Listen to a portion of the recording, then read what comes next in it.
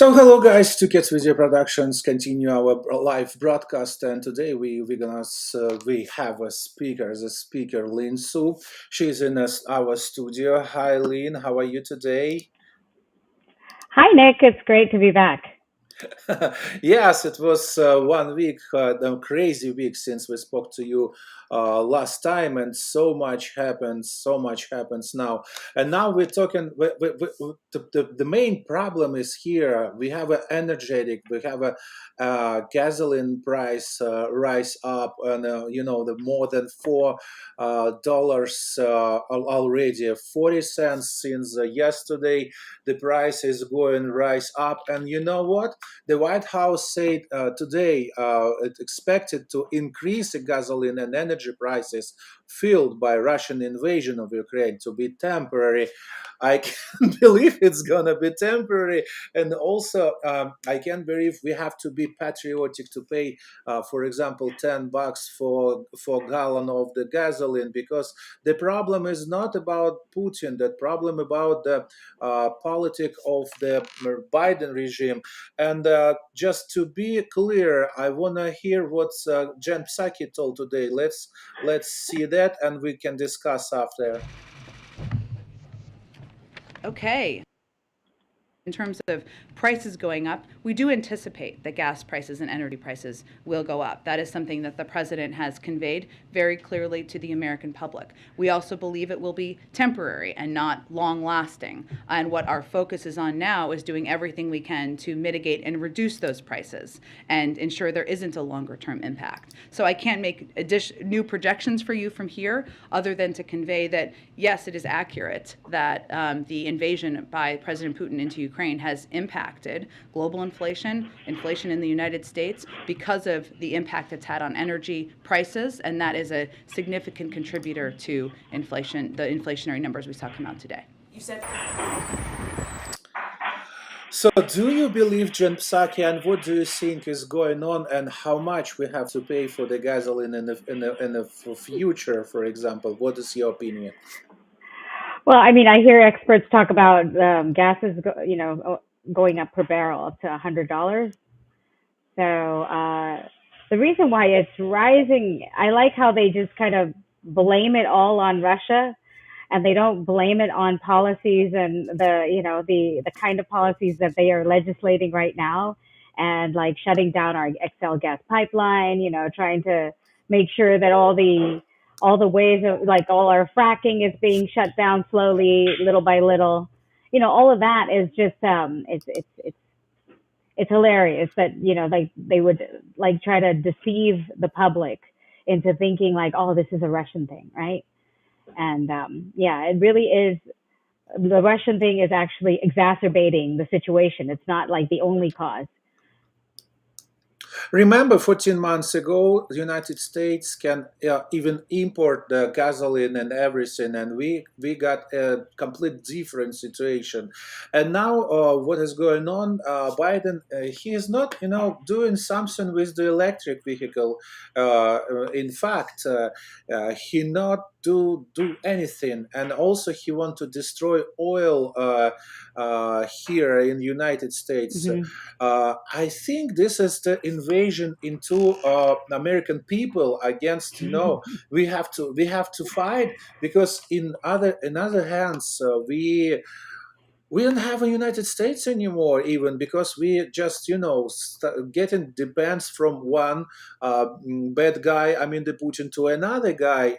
Iran, for example, they dream to destroy United States completely. And what is the Biden suggestions? We switch between Putin and between Biden, between Iran, or what about the nuclear stations here? It's completely horrible situation, and Biden, he doesn't want to back to produce oil in the United States territory, and this is, in my opinion, that is complete collapse. Oh yeah. I think what our administration is saying. It's funny that I see one of our audiences is saying like, yes, she lies. That is temporary. It's absolutely true. Um, if they continue to move the way that they are moving. First of all, empowering Iran, right, to have nuclear power, and I think they're due to come out with more nuclear weapons. That's one thing. Pushing the way that they're pushing Russia right now, and then of course, like China is standing there in the background, ready to receive Russia, right, and take on whatever financial difficulties that is going to happen with Russia. And at the same time, like, I don't know if we have stopped. Have we? I'm not up to date on this one, but have we ever stopped purchasing like gas from Russia? We're paying them $700 million a day, right? And we're shouting we want peace in Ukraine. Like, it's very hypocritical. That's very right, and that's also 9% of the all gasoline we just buying, and it doesn't change any situation in this case, because we remember and Kevin McCartney yesterday, he told what remember Biden, he just called to any bank system and any businessman to stop oil produce and or decrease oil produce in the United States ahead of time. And that means Biden, he just he want to destroy the all oil industry in the United States, and price is going up. And it's not about transportation only, it's not about every family pay $2,000 more per month, even only for gas, but in inflation as well. Inflation is growing up, and it's the record for 40 years already, because it's increasable inflation. And White House seems to be, they don't do anything with that situation, because they say this a temporary or something like Jen Psaki told before. But I really don't believe them. Do you believe it's temporary, and regarding inflation as well? Yeah, I don't believe it. Remember when they said it was a transitory inflation? And I think the Federal Reserve, I forgot her name now, the lady from back in Obama years, I forgot her name. Anyway, so she came out and she said it was a transitory inflation. And then like several months later, she comes out and she says, no, it's not transitory anymore. It's actually inflation. And then now it's like, yeah, the gas prices are going to be temporary. And then the next thing you know, they're like, well, you know what? It's not temporary anymore. And the thing is, like, I don't know. There's definitely some appeasement going on. And if you recall, like even Elon Musk, right? The pioneer, right, of clean energy. He himself even said, like, it's time for us to start like getting us our energy independence back again, because like it's just not working. Whatever it is, if we're going to be dependent on other people and have them dictate the way our way of life is, which a lot of people are out to destroy. Americans who are living here, whether it be like Asian Americans or Russian Americans, everybody, we're here because of the freedom. And they're trying to take away that freedom by having us be dependent on other countries, and no less like authoritarian countries, right? Communist countries. Like, we're dependent on our medical supplies, our medicine from China. We're having our dependency be on, like oil and gas from Russia, you know what I mean? Like, or even Saudi Arabia, right? Instead of us like building Or ourselves up Venezuela, powerfully. for example. Here in Florida, the people who live and escape from Venezuela, from Maduro's regime, they just, thinking what the Biden doing, because it's the same dictator, and the situation in Venezuela, it's a gangster regime. Oh yeah, gangster. Like, it's a mafia here going on right now. Yes. It's insane. Like the next, I mean, like before the Ukraine incident happened, right? I think they were going to start talking about like taking away our guns and stuff. And I'm thinking like, oh wow, we are really following in Venezuela footsteps here. So it's really scary to see what these legislators are doing up in Washington. And yeah, that's it's I have no words for it. Like like it's insane. Even if we talk before the Musk, yes, Yeah. we just you mentioned there is the electric vehicles, and so it's also we have depend from the China, because 85% of accumulators produced in China, not in United States. Mm. And so here's the thing: if we're talking about nuclear energy station here in the United States, we also have to buy uran in Russia, for example, because there is we also not produce it. And Hmm. what the Biden suggested, it's it's a looks like it. He wants to destroy United States, because really, when the Biden 14 months, just 14 months, came to White House, the price of the average price of the United States on the gasoline was $2.53. Now average price is $4.25 for the gallon, and this is the average price. Who lives in California? They pay $5.50 price per gallon, and this is average price. Somewhere it's even higher. 7. Yeah. Yeah, even higher. So that situation is, how it looks like. Yeah. Yeah. And it's, and I don't, there's several millionaires and, people who come out and righteously say, even TV talk show hosts, right? They're saying like, oh, what's a couple dollars a gallon for gas, for peace, right? To Mhm. make sure that, we protect Ukraine. And I'm thinking like, But that is no, lie. This is it lie because is. they try Because to it's turn like into. $2 a gallon, and a car doesn't run on 1 gallon of gas. It's like, what are you thinking? And all these people who are speaking can afford that extra, $10-15 a tank. But what about the regular American people?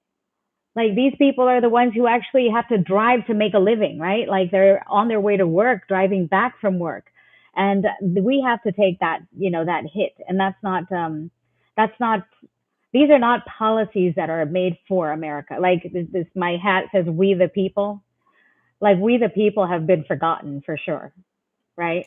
Like definitely been forgotten. They're not even looked at in terms of like how is our income? How's the inflation affecting us? What can we do to mitigate that situation?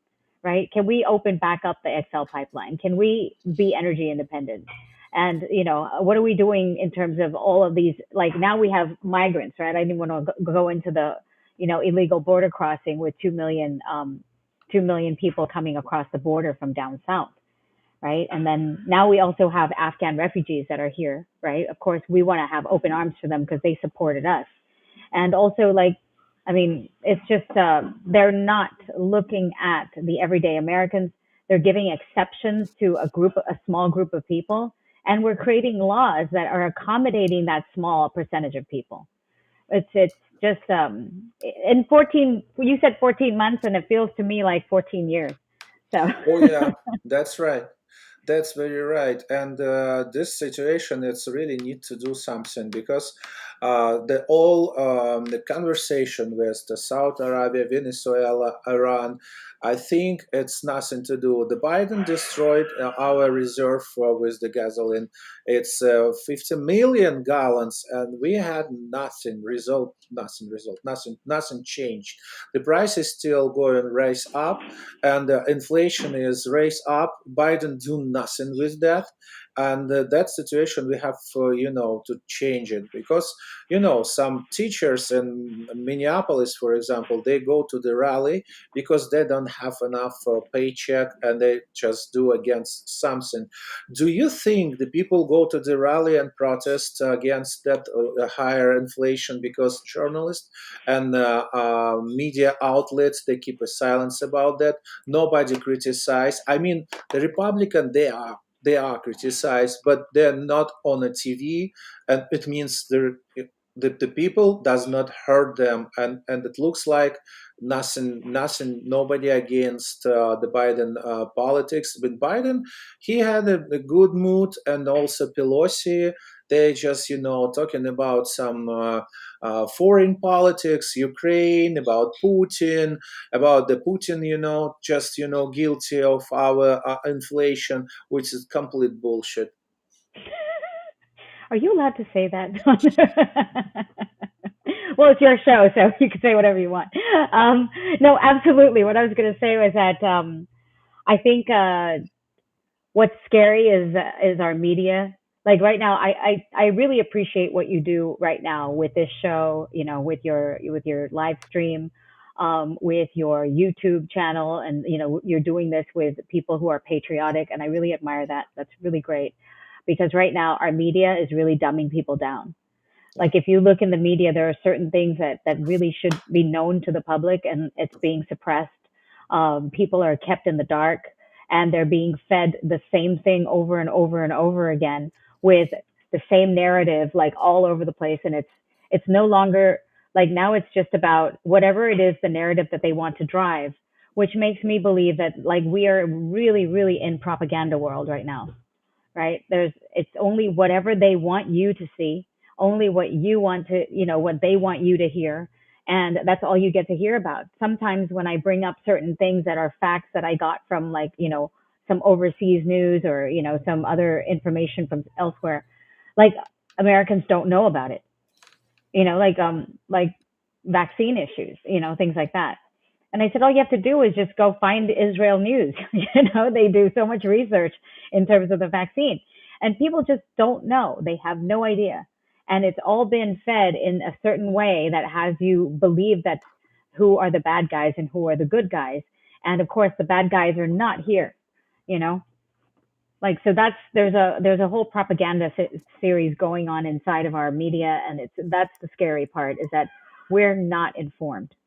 If we are all informed and we all get to wake up and make sure we hold these media accountable or find different sources of media, come to this channel, search out other channels that are nonpartisan, search out, other news sources that you can trust and you can verify that. Like that's probably the best bet for us right now. So, and that's all about domestic politics, and the situation is horrible. Also, because of the Republican does not have any tribune to share our opinion and what we're gonna do, and what the American people have to do. The even worse situation in Florida, because we don't have we just Republican state, but we actually don't have any Republican media sources who can support domestic Republicans. Let's talk about that. What we're gonna change? How we're gonna change that situation? Because we shown a live CPAC 2 weeks ago, and we were blocked on YouTube because of that. Can you imagine this? Just only because we're running live a CPAC, just only because that's a Republican opinion, only because of this. That's why I said it's very scary. I'm glad that Governor DeSantis, like I think a year ago, he actually issued something that does not allow social media to block any of the candidates. So if you go to like Republican candidate like pages and sites and things like that, I think they still do have that fear. Like we're allowed to sue them for our in protection of our First Amendment rights. Is there any Because good we have the example right of to. how the Republicans sue the YouTube or somewhere? Because when we were blocked, I just mentioned this law signed by Governor DeSantis, Mhm. but YouTube does not pay attention on that even because it's a private business or something like that, and so there's no result on that. I have to hire lawyers. I have to go and file Wow. case in the court against of the YouTube. And can you imagine how rich YouTube is, how many lawyers they have, and what is my chance if I go to the court against of the YouTube? I mean, like regular people who live in Florida, for example. Well, I mean, they have a lot of money to fight you in court, and they can just drag this out, even though they don't, even if they are not in the right to do that, right? I think, as state representative, what we would do is advocate with Congress to make sure that if these channels or these platforms continue to thwart our First Amendment rights, we really get repeal Section 230, which is a law that protects them from being sued, because it is a platform where the public can post. But right now you see that like how the other side right now, the administration, what they're trying to do is they're putting in someone into the FEC to make sure that communication is thwarted, right? Anything that is misinformation or disinformation, right, gets shut down right away. Like we were talking about cloth masks, how that didn't work for ages ago. And all of a sudden now it's become true. So, like I said, I think we have to be a little bit more savvy in our selection. Like maybe we could go to Rumble versus YouTube. We can use, other platforms and stop patronizing these. Right now we let them get so big and so popular and so available to us that we just don't see other options. Right now we're on YouTube and, we may be taken off midair. Who knows? I have no idea because I'm still talking about how YouTube is not good. But, if we go to other platforms and start spreading it that way, they know that they can't stop us anyway. Right? I understand. They continue to spread that. Mm-hmm. But I think it all comes from above. Like they're being protected right now by Section 230. Whenever we ask them to not censor, they would say that this is inappropriate material. And yet at the same time, like channels like YouTube and Instagram have like child porn. Like this is insane, right? Like things are not making sense right now and not making sense in the least bit. Like things that are common sense that we should know. I was talking to a police officer today about the Don't Say Gay bill, for example. It's not a Don't Say Gay bill. It's just that teachers shouldn't teach kids about gender when they're under 8 years old. And it's just not, things are being twisted and turned around and like manipulated into having people misunderstand. And if you don't look for yourself and like dig deep, it's not going to have you be clear on what it is that your decision in living your life and also protecting your rights as well. And that also looks like a propaganda. You mentioned Section 230. The last conversation about that was that Trump was a president, the very of the last of his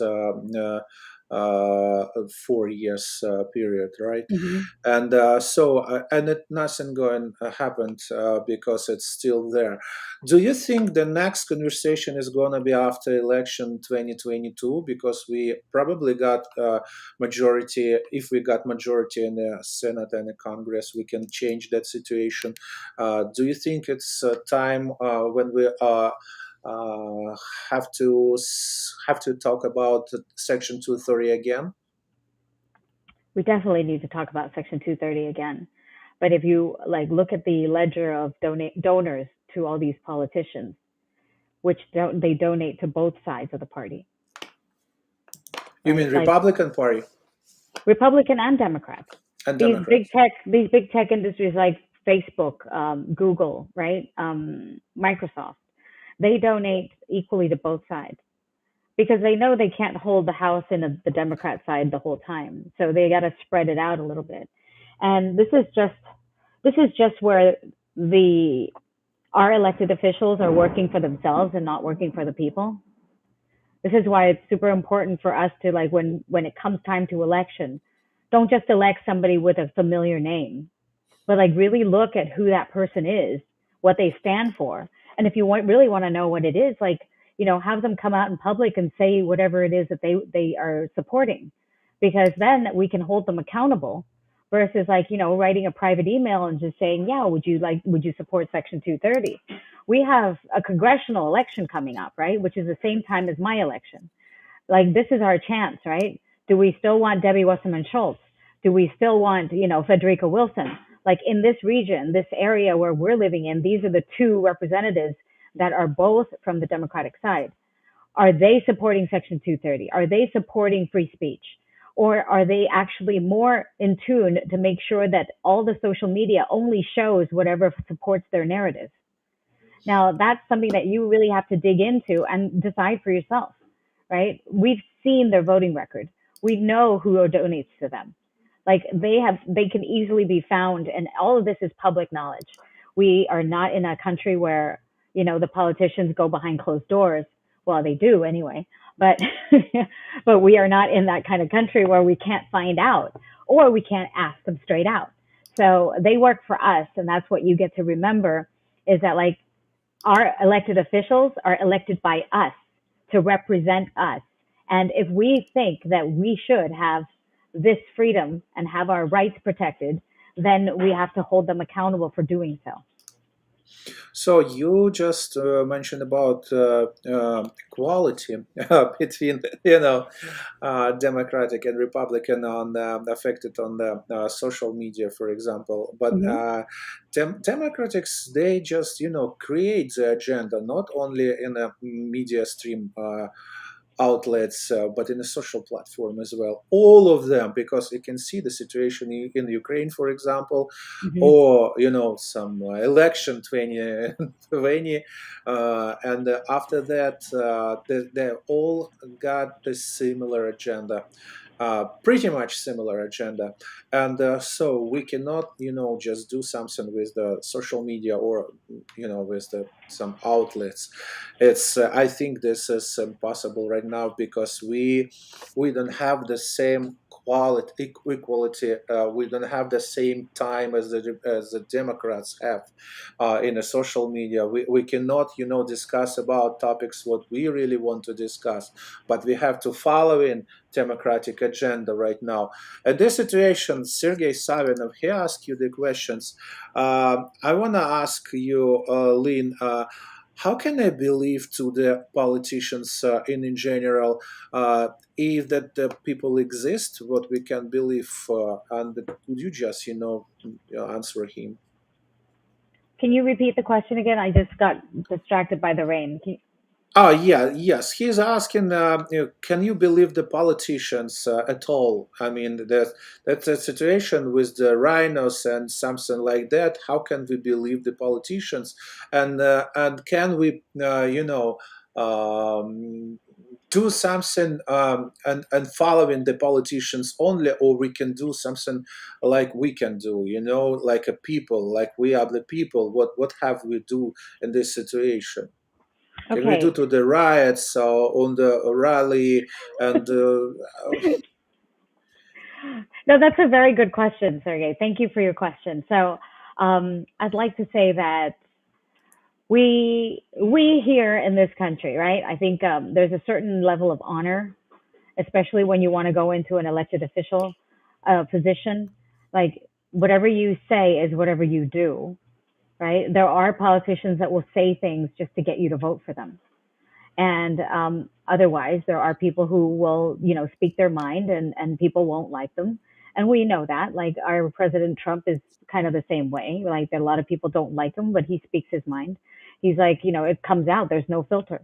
And yet some people also like that. So with that said, I think that the reason why our congressmen and women, our state representatives are elected every 2 years, just to give them that chance. You miss the first year, you get the second year, and then you're out.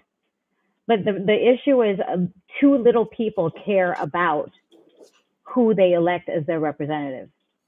And like for example, in this area that I'm running as state representative right now, has been Democratic for about 25 years, 24 years, since 1998. So yeah, 24 years. That's as far as I can go back and trace it. So we've had Democratic representatives here that did absolutely nothing for the people. And I've been knocking on some doors and I ask people, and people think that I am going to be up there against Nancy Pelosi. I'm like, no, I'm in Tallahassee, not DC. So they have no clue what their state representative does. Do you know that there's also a state Senate? And do you know what they do, right? Like there's all these little things that like people just don't even look at it because they ignore it. Some people don't even know who their city commissioners are or who their city mayor is. And that's horrible. Yes. So because how can we rely on any politics if we doesn't know who is the representative of us? Exactly. Yeah. So what I say to that, I say it's an effort, it's a team effort, right? We want our country to stay strong. We get to select who we want to represent us, right? At the same time, we get to hold them accountable. And if they don't behave or follow through with things that we want, then they get to leave. So it's as simple as that. But we all both have to be vigilant. A lot of people, and probably not your viewers on this channel, but a lot of people like really are resigned about politics. They're just so sick of the partisanship, how polarized we are right now, between the different races and things. And like if you're listening to this station, I really want to invite you. Like, look, we have Russian Americans here. Russian Americans are not Putin. Like Putin is Putin, and let Putin do his Putin thing, and we get to stop him as best as we can, like on the international level. But here, Russian Americans are Americans, right? Asian Americans are Americans. Like, we are here. This is where we call home. And I'd like you to invite you to accept that, because that's very important. Like, I know there's a lot of a lot of friction going on with, the Russian conflict with Ukraine. And to be honest, like Russian and Ukrainians on the ground level with people, they're all family. Would you agree with me, Nick? Of course, yes. And the people, they're not the politicians. And also, we have the same situation here in the United States. The Biden is not my president. And so many people share that situation, said that opinion with me.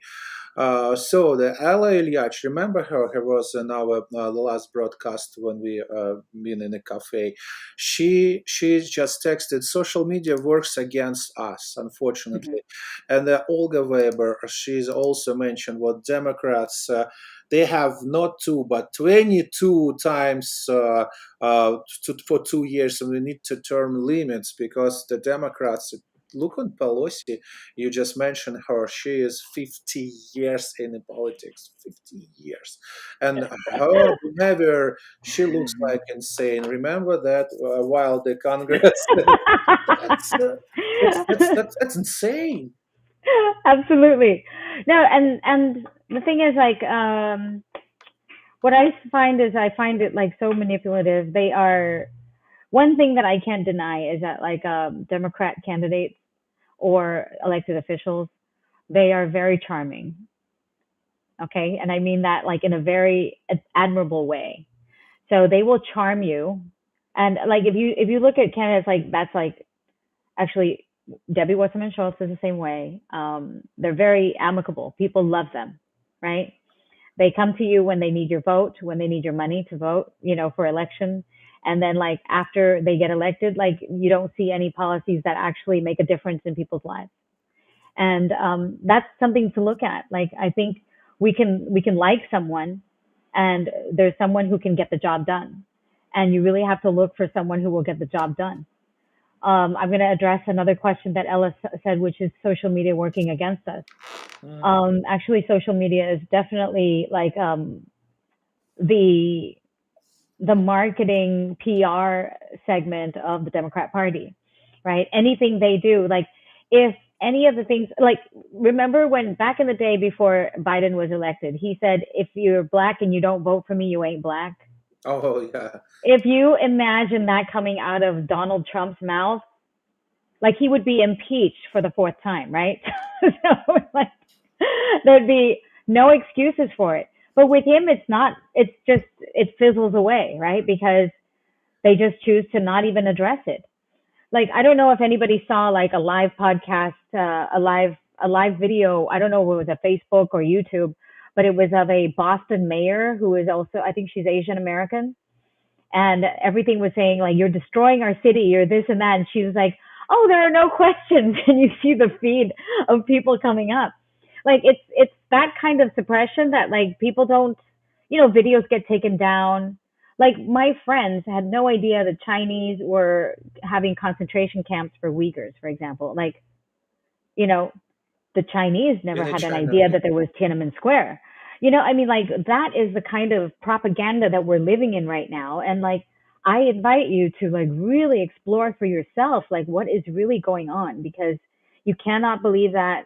And until we get this, Section 230, out of the way and have them not be protected by the law anymore, I think that would be, that would be a good start.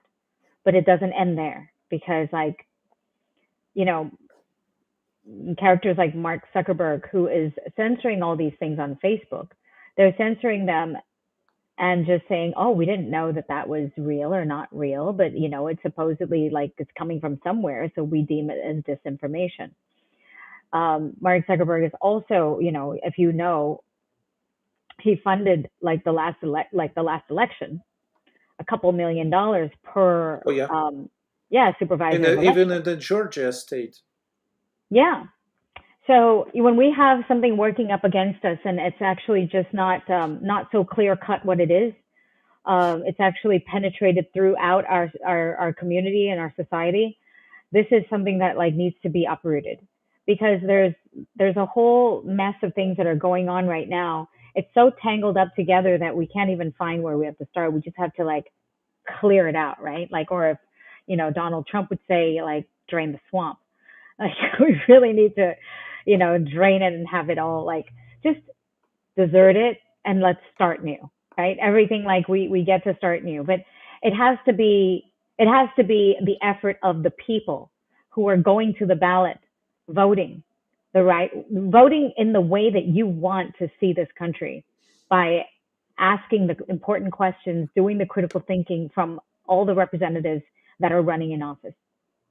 And not voting by mail, right? Because it's the mail ballots. It's a shortest way to how falsificate the result of the election.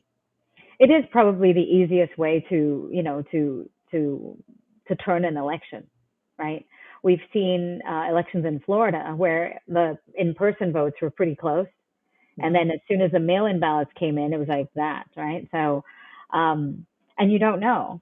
As long as we don't keep these envelopes like anonymous, right? Party-wise, sometimes the party's printed on the envelope for the mail-in ballots. And you can guarantee, like, maybe most likely people will vote down the ballot. So if they throw that out, they may be losing some Democrat votes, but they'll be losing a lot of Republican votes for sure. So definitely voting in person is probably the best way. And I understand there are a lot of elderly people. There are a lot of people who are not available during the election time. But there's early voting. Make sure that your registration, people in your household, just clear out your own thing. Like, it's harder for the government to come in. Oh, I don't know how to say your name, but that is funny. Okay. Yes, it is, because it's our life. It's honest, we saw there's so many situations from chemistry voters saying Biden got all of them, but this situation not only in general but in Florida as well. And let's discuss about our domestic things, about domestic election for the representative. Just tell us what's going on right now. Wait, Kate, I'm sorry. What's the question again? Tell us about the news about the state representative election. What's the new going on right now? You mean the legislation that is in Yeah, session right for now? what you're running for, yes. Oh, the one that I'm running for. I'm not clear. You're running. Okay, the one I'm running for. So so I'm running in District 106, right? So that covers part of Aventura. There's Golden Beach. There's Sunny Isles, coming all the way down Surfside, Indian Creek, Bay Harbor, Bal Harbor, Miami Beach, and part of North Miami. So in these cities, which is along the coast, mostly east of Biscayne. So I will be in this district, and I feel that I've lived in this area for about 3-4 years now, right? So with that, I mean, it's not a lot, but in the time that I've been here, I've been active with the city of North Miami Beach, and I've been appointed to several seats and committees for advisory boards. So I see the issues and problems that the people deal with. And these are not, I mean, the gas price, the inflation, this is dealt with everybody all over the country, right? We have instability of tourists coming in Miami Beach that causes crime occasionally. We have problems with, like, affordable housing prices, right? Like, now houses have gone skyrocketed through the roof right now. And that means like the regular person who is doing, who is making minimum wage, or even our retirees that are living off Social Security. I mean, it's getting tougher and tougher to survive here. I'm talking about, healthcare, making sure it's accessible and accessible and affordable for everyone. I am also looking at making sure that we parents have the right to choose what schools their kids go to. Now, with that said, like there are kids that are geniuses, there are kids that have special needs, there are kids that learn different ways. Um, we should have the money follow the child versus the child going to a cookie cutter school that is not able to teach our children. Or worst case is we send our kids to school that indoctrinate our kids into critical race theory, or transgender like narrative, teaching our children that they can be any sex, they don't have to identify, or they want to identify. And I'm not saying that like I don't want them to have that freedom to act, but it doesn't have to be ingrained into our children. They get to choose on their own. The schools have the duty to make sure And that why our do you children have are to educated identify and competitive. yourself on this age? This is the question. What's that? So, why they have to identify you as a, just a gender in this age? This is the question. Why the school board, so ask What do them they that have anything to question? do with this? Yeah, I have no idea why. Because the people can identify can just decided about that type of the question when they're getting older normally, but not but they 7 or 6 years old or something, in this Hmm. case at this age. Yeah, That's weird. yeah. So definitely that's something that's very important. I want our parents to have access to transparent curriculums so that they know exactly what their kids are learning. And anything that has to do with like porn or these crazy books that are available in our school libraries. Like people ask me like if would I ban those books from school libraries? I'd say yes. I mean, like I'm not banning books. I'm banning from school libraries where kids from all ages, right, are there to check out books to learn about stuff. These research libraries should be focused on whatever the curriculum of the school has. I mean, we're not talking about like porn novels and things like that for kids to be. I'd like to encourage kids to read, but like if those are the books that encourage them to read, then we're not really, teaching our kids the right things. And CRT as well, of course. Oh, CRT is the worst. Yes. I Yeah. think you guys probably know better than anyone, right? The the critical theories. Yes, because it's so un-American. Because so many American families run against of that, and so we saw so many videos. Even it's not banned in YouTube.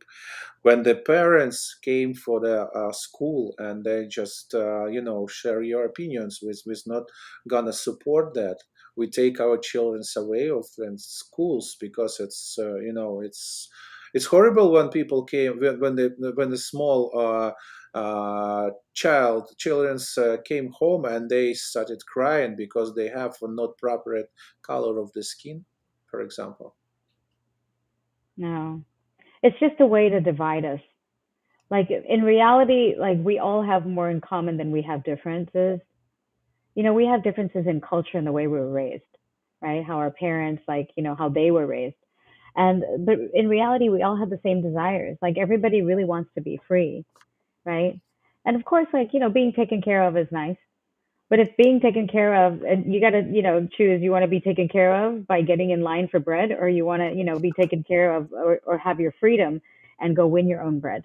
Like, I think that's just, a question that you have to ask yourself. I think a lot of people who have been in societies or in countries that have that kind of restriction appreciate freedom more than anyone else. So we've got another question, and Hmm. Sergey asked you, do you really believe in the honest election, and what is going to be wait for us in the future in the political situation, in your opinion? Um, there's no perfect world, in my opinion, right? There's only a little bit of, there's like a gap of something that we can tolerate, something that is not going to tip or make a difference. right? I mean, there's going to be people who register to vote in some place and then forgot that they did that. And, that's why I said, like, we ourselves have to be vigilant, right? We got to make sure that we're the only one registered to vote. Our address is the only one that the supervisor of election has, right? And you are clear that this is it. Like, and then you get your ballot and you treat it like, like it's a $1 million. And this is something that people also forget, that our right to vote in America is very, very special. I come from a country where your vote is worth about $30. you know, so somebody pays me $30. I go into the ballot. I mark whoever he wants me to mark, right? And here in America, no matter if you're Elon Musk or if you're just Lynn Sue, your vote is one equal vote. Like, Elon Musk does not have more vote than I do. And this is so valuable that we have to cherish that, like, and make sure that our right, our voice is protected, and you're only one. You are the one, and you are it. Like, you have to protect it with everything that you have. We can't just let it loose and let people just, go off. If it needs an ID, go get an ID. Like, oh God, these people who are saying, like, some people don't have IDs. Some people don't know where to go vote. I mean, that's insane, right? So the fighting, okay, I'm seeing, yeah, that's why we have to fight for honest elections. Definitely we have to fight for honest elections. Some of the legislation that we have right now that's coming out, there is, I believe there's one with Danny Perez is fighting for voter integrity right now up in the House. Well, by Friday, we'll know if this bill will pass. There is also another one that had passed in the last session. It has to do with, like, me as a candidate, for example. I have the right to send my people or my volunteers or my staff into the election to check and make sure all the mail-in ballots and everything are, matching, right? I'm not clear on exactly what the mechanism of that is. I'd have to study a little bit more. But basically what I'm saying is, like, we definitely want honest elections. I don't want dishonest elections, because then why vote? Right? If we don't have integrity inside of our voting system, we're no different from, like, Belarus. And sorry for the pun about Ukraine, you know what I mean? But Yeah. seriously, right? I think, like, Belarus their president won in a landslide. Like, almost nobody voted against him. I wonder why. So, there's so many countries like that, and it's frightening that if we are going to walk down that path. So before we lose that, right now, like I said, we all need to stay vigilant. We all need to fight together. It's not just the legislators. We need you. If there's something that you don't like, right, you get to speak up about it. And like, protest is one way. Not everybody loves protesting. We have various different ways of how we can cause our elected officials to be representing us, right? It could be in the form of an email, in the form of a visit, an appointment. Especially, we are, like, let's say, like, I get elected as your state representative. You don't like something, you come to me, you talk to me about it, right? And, like, I intend to be available in that sense to make sure that, like, yeah, you are, I am fighting for something that is important to you. So basically, like, voter integrity is very important. There will be small discrepancies and errors in a number of, like, in the hundreds of thousands. That margin of error is negligible, but it's not to say that it's okay, right? We just have to make sure the fundamentals of it are in. So we have our voter rolls cleaned, right? People who are voting from the cemetery are not voting. So, like, we got to make sure that all the voters are alive, right? And we got to make sure that At least. yeah, there's no double voting. People voting in New York, people voting in Florida, like 2 votes in 2 different states. Like, we got to clear that out and get clean on that. And that's something that the state really gets to work on, for sure. Yes, you're right. And you mentioned Belarus and Russia, why the people not voted against of the politicians. They voted actually, but they just falsificate the process when the people Yeah. looks like voted almost 100% in the other situation for that politicians. In the United States, we just divided a little bit, I don't know, 60%. And in some situations, some cases, I mean, in the domestic elections, we got just only 28 voters between, which is the close. But we also see how many falsifications coming up in Florida, for example, or other states. And I'm afraid, personally, what in the future, in the very near future, we got a situation the same as Russia, for example, when the people vote for almost 100% for the one or another politician, and that is a scary situation, and we have to fight against it. I want to put something in also. I mean, like, I think this is already dead in the water, but it may come up at any time because if, like, for example, right, they're trying to pass this federal voting system, right? Like, there's a federal overreach coming into our voting system, and that's how things can start to turn south really fast, right? So our duty is to make sure that the states remain sovereign over their voting laws and voting procedures. Don't let that go into the federal government. Like, having them control everything is just a death sentence for our republic. Like, while we remain sovereignty in Florida, so it's so important that, like, if you haven't registered to vote, make sure you go vote, because your vote is equal to Elon Musk's vote, right? Your vote is equal to Joe Biden's vote and Nancy Pelosi's vote. So make sure that you register to vote. We have a governor election coming up in 2022, and that's when I'm also up for election. So there's Governor DeSantis, right? We have all the Congress people. There's several Congress candidates that you get to study up on, right? I think there's Reuben Young, Carla Spalding. I mean, like, in our area, we have oh goodness, Laverne Spicer. I don't know if Patricia Gonzalez is still here. We've got Frederica Wilson. We've got several people that you really get to, like, call them up, find out. Are you going to vote this way for that? Like, just make sure that, like, all the important points. And here's another thing: to find a candidate that is ideal, and to rule. And I'm saying this also as a kind of as a protection for myself too, right? Mm-hmm. Like, I'm pro-life, I'm small government, low taxes, like, I'm for the small people, right? Like, all of that. And yet there may be something that, like, when you hear and you don't automatically rule them out as a rhino. As long as they are still protecting the Constitution, they're standing for the Constitution, and you also get to know your Constitution, right? Like, all of this is what I'm encouraging all of us to do is, like, we really get to be proactive in our government, and not just because for ourselves, but for generations to come, right? To keep America, like, this country that is, like, the shining beacon on the hill, right? Like, people aspire to come live here. And at the same time, what we also get to do is we also get to make sure that the quality of life of Americans is as good as what other people see it is. And really, it is already very good, but we are going to make it better, right? We're going to make America great again. Yep. Yes, make gasoline back again, and $1.57. Also, please.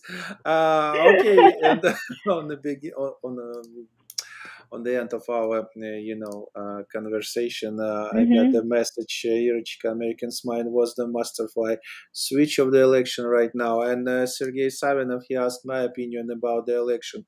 I really believe we have to, we can change situation only from the domestic level.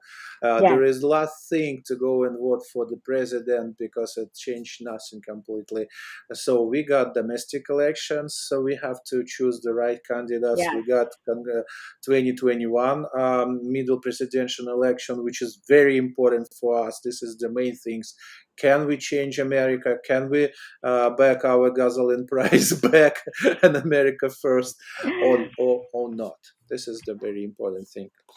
Oh, let me add. I want to add something really quickly. It's something that I heard about this. Just I mean, I've had so many conversations with different people, and what I'm hearing also is if you if you don't think, oh, I'm from Thailand. Um, Okay. so what I was going to say that like your local election, don't overlook that. I mean, people always get excited about a presidential election, and rightfully so. I'm excited about presidential elections too. But when you have your election in your municipality, right, wherever you're listening from, like the city that you're living in, the city that you're paying taxes in, like sometimes you get to look at that budget. How do they spend that money? There are a lot of these municipalities that say that they are pro police, and yet they don't hire any more police. If there is crime in your area and there is no police increase in the force, you have to look at that too. I mean, like that is where it's immediate for you, right? You walk out the door and that is your safety. That is your children's safety. If there are schools there in your area, are they teaching the right things? Are they CRTing your children, like indoctrinating them? Like we get to all be vigilant about that, and like send your emails to Nick or to me, right? So my website is World Wide Web .linsu It's on Lynn the screen. you. Yes. Yeah, Yeah. perfect. Thank you. Yeah, linsu.com. And my email is just lynn@linsu.com. So email me, and my phone number is on the website. Like, feel free to call me. Let me know if there's anything in that area or in your area that, I can cause and help and support to make sure that, like, we are living the lives and we're living the American dream. Like, I'm here for you, for sure. Thank you so much. Thank you for being with us, Lynn Sue, and we're really waiting for the next conversation with you. Thank you for that time with us. Yes, thank you. I'll see you next week. See you next week. Thank you so much. Yeah, Take care. Thank you. Thank you, everyone. yeah. Bye. Bye.